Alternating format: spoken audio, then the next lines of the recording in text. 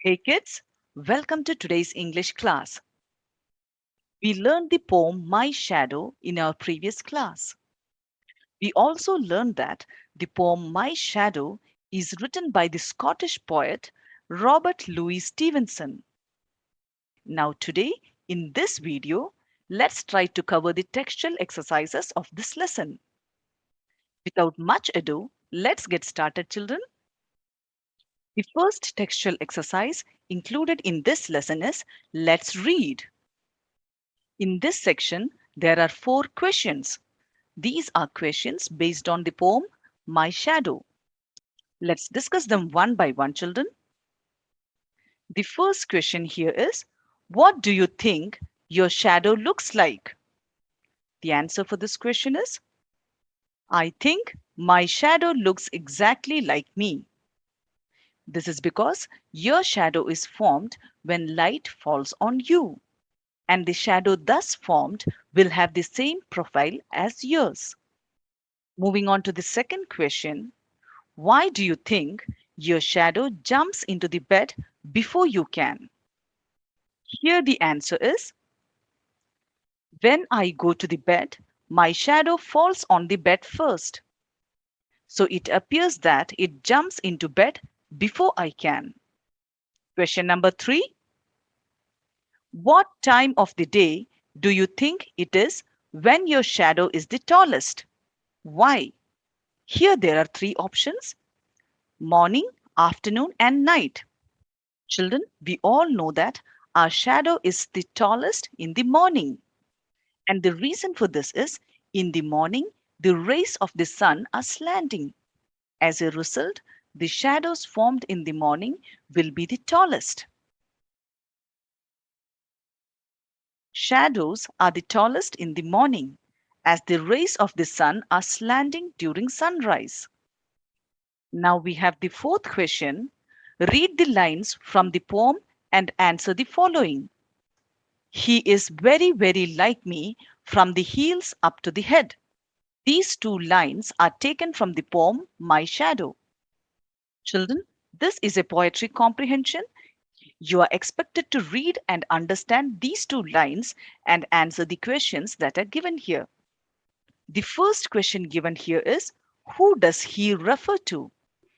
And the answer is, the he refers to the shadow, or the he refers to the shadow of the child. The second question is, who does me refer to? Here, me refers to the child. Now, the third question is, why are he and me alike? The answer for this question is, he and me are alike as they look exactly like each other. Children, the section Let's Read is over. Moving forward, we have the exercise titled Let's Talk. Work in pairs and discuss the following. What would you do if?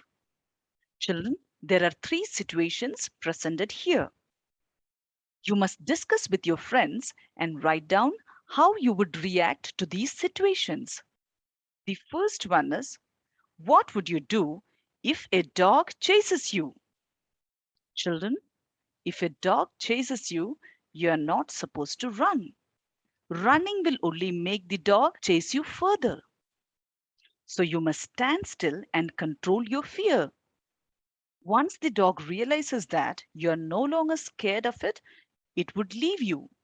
So here you can write, if a dog chases me, I would not run away. Instead, try to face the dog bravely. The second situation is, what would you do if you have forgotten your homework copy at home? Most of us had been in this situation, where at some point or the other, we had forgotten our homework at home. Now, in such a situation, we must not come up with lies. Instead, be honest and tell the teacher the truth.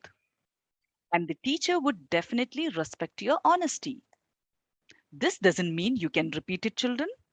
If you repeat it, you lose your integrity, and the teacher is also not going to believe you. So you may write down, if I forget my homework copy at home, I would tell the truth to the teacher rather than coming out with lies. Now, the third situation is, what would you do if you are alone in a room and the lights go out? Tell me, children, are we supposed to shout and cry out in such a situation? No. Instead, we must light a candle and rest patiently until the power is back. So you may write, I would light a candle and wait patiently for the power to come back. Now, children, let's have some fun time. To do this activity, keep a torch ready with you, children. Here is what you need to do. Shine a torch behind your hand and see its shadow on the wall. So take your torch and shine it on your hand and let the shadow of your hand fall on the wall. Now, move the torch a little away from your hand and see the shadow on the wall. Now keep moving the torch a little away from your hand and look at your shadow. Now tell me, children, do you find a difference in the size of the hand on the wall? Yes, the size of the hand on the wall changes. It becomes smaller as we take away the torch from the hand. Our next activity here is working together. Work in groups of 5. Children, this activity you can do at home with your siblings. First, make a large hand on a plain sheet. Then, mark the names of fingers, thumb, and palm on the hand. Use the hints given in the box. As shown here, you will have to draw a large hand on a plain sheet. And then you must mark the names of these fingers. Let's do it, children. The first one is thumb. The second finger is forefinger. The third one is middle finger. And the fourth one is ring finger. And the fifth one is small finger. Children, without fail, you must do this activity at home and post this picture to me. Children, a palm is the inner surface of the hand, which extends from the wrist to the base of the fingers. Children, you can have some more fun by doing these actions. Do the actions as given below and observe which part or fingers of your hand is being used. Now take out your hand, children, and point at the door. To point at a door, we use the forefinger. Now to bounce a ball, we use the palm and all the 5 fingers. To scratch your chin, you mostly use the forefinger and the middle finger. You may also use the other 2 fingers, that is, the ring finger and the small finger. Now to twist your ear, you use your thumb and forefinger. To comb your hair, you use your palm and all the 5 fingers. To draw with a pencil, you use the thumb, the forefinger, and the middle finger. And to touch a flower, you use the forefinger. Moving forward, we have the exercise. Let's write. Fill in the blanks using one of the words given in brackets. Children, before we do this exercise, let me teach you relative pronouns. First, let's revise what a pronoun is. A pronoun is a word used in place of a noun. For example, Ramu likes to play cricket. This sentence can be rewritten as he likes to play cricket. In the second sentence, the noun Ramu is replaced by the pronoun he. Here is one more example, children. Sita is a teacher. Here, we can replace the noun Sita with the pronoun she and write the sentence, she is a teacher. In these 2 sentences, the pronouns are he and she. Also note this, children, using a pronoun does not change the meaning of a sentence. A relative pronoun is a type of pronoun. A relative pronoun is a word used to refer to nouns mentioned previously, whether they are people, places, animals, or things.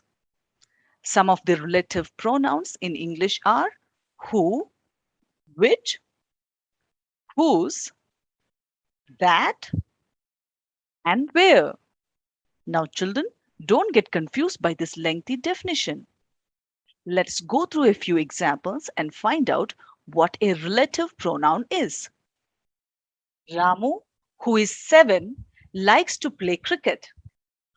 In this sentence, the relative pronoun who refers to the noun Ramu. So a relative pronoun says something more about the noun. As you can see here, the relative pronoun comes immediately after the noun Ramu.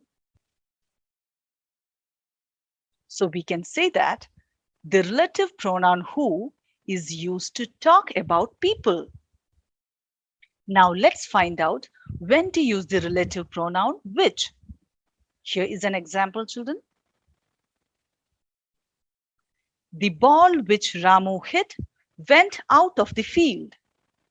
In this sentence, the relative pronoun is which, and it refers to the noun ball. So we can say that the relative pronoun which is used to talk about things. Now the next relative pronoun is whose.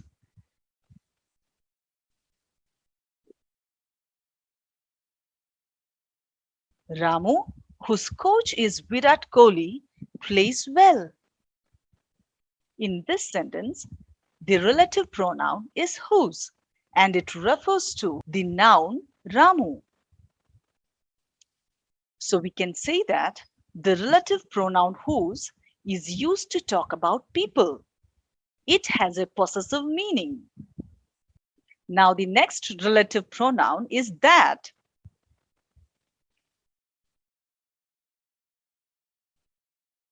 The ball that Ramu hit went high in the air. In this sentence, the relative pronoun is that, and it refers to the noun ball. So the relative pronoun that is used to talk about people, animals, and things. It can be used in place of who or which.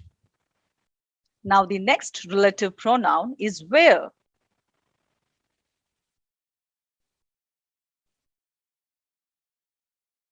The stadium where Ramu plays cricket is huge.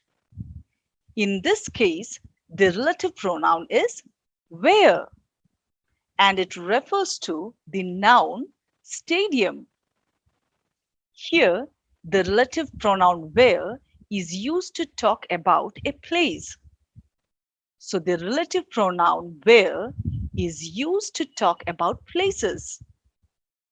So children, we can conclude that relative pronouns are used to refer to nouns, to modify them, or to say something more about them.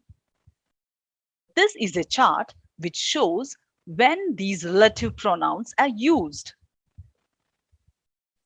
Children, now let's get back to the exercise. Fill in the blanks using one of the words given in brackets. Where is the child whose parents have come to school? Here, the relative pronoun is whose, and it shows possession. The second statement is, I saw many houses which were quite spacious. The third one is, mathematics, which is my favorite subject, is so interesting. The fourth statement is, the poem that you read out is so lovely. The fifth one is, I know the street that he lives on. Next one, I like reading books that have pictures in it. And the last one is, the old lady whom I met in your house is my neighbor. So here we have completed this exercise on relative pronouns. Now next is a paragraph writing exercise. Complete this description by answering the questions below. Write a few lines on Mithu and his little dog named Shadow. In this exercise, you are to write about Mithu and his dog Shadow. Now, how do we do it? We write the paragraph by answering these questions. The first question here is, what do you think is the name of the dog? As we are writing a paragraph, let's give an introductory sentence. We can write, Mitu has a pet dog. Now let's answer the first question. What do you think is the name of this dog?